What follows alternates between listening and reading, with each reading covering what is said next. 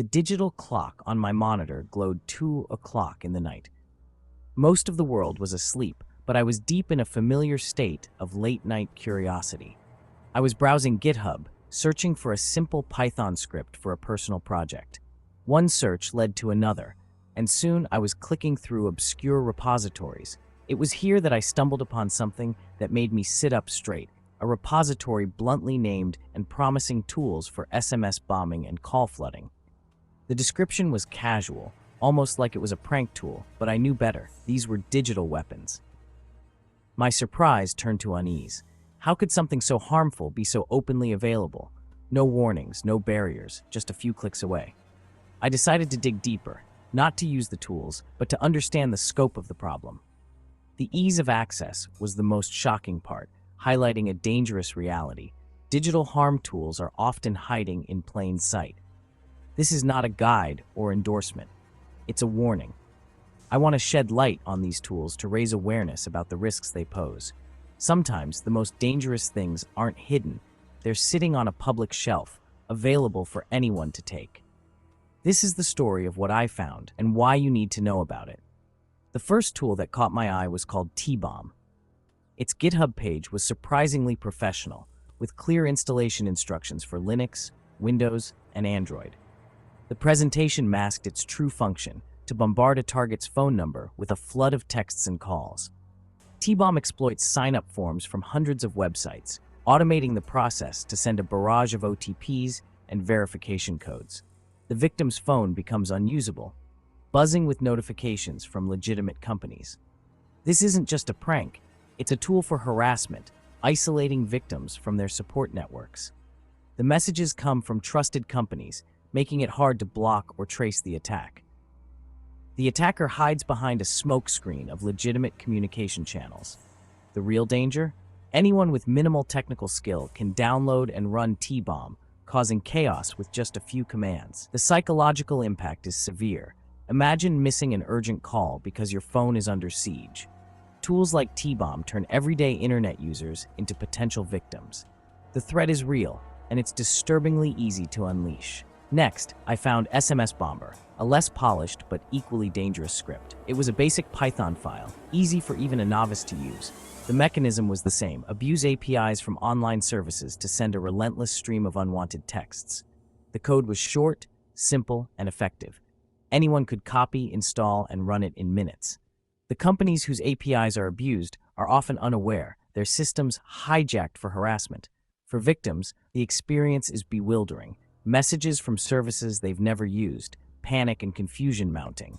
The barrier to entry for digital harassment is now almost zero.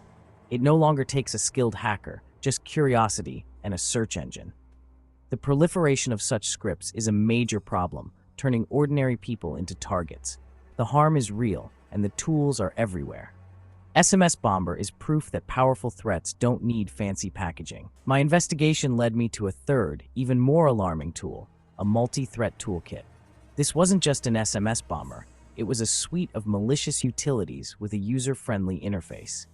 Anyone could launch attacks with a few clicks: SMS bombing, call flooding, email bombing, and even social media reconnaissance. The toolkit allowed attackers to orchestrate multi-pronged harassment campaigns targeting phones, emails, and social profiles simultaneously.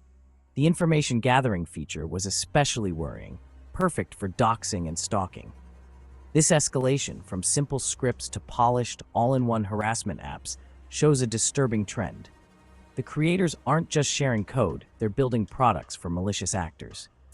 The normalization of such digital weaponry on mainstream platforms is deeply troubling. These tools make it easier than ever to dismantle someone's digital life. The threat is no longer theoretical, it's packaged, polished, and ready for anyone to use.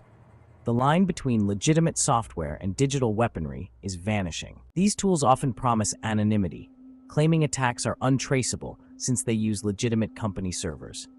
This illusion emboldens users, making them feel detached from consequences.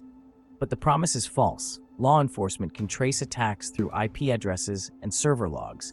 Attackers often leave digital breadcrumbs, making them far from invisible. For victims, the consequences are severe. Emotional distress, anxiety, and disruption of daily life. It's not a harmless prank, it's a serious violation of privacy and security.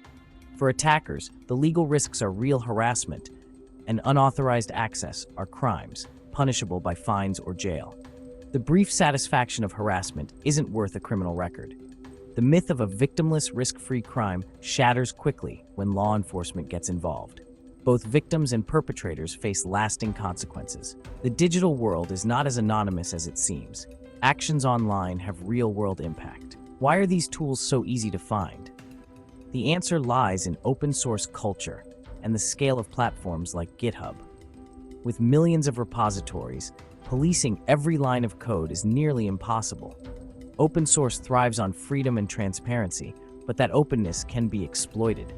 Malicious actors upload tools under the guise of security research, hiding behind disclaimers. The line between legitimate and malicious tools is often blurry. Intent is hard to judge. Platforms struggle to moderate, and creators exploit this ambiguity. Responsibility is shared. Platforms must improve detection, but users must also report malicious repositories. The fight against these tools requires collective vigilance.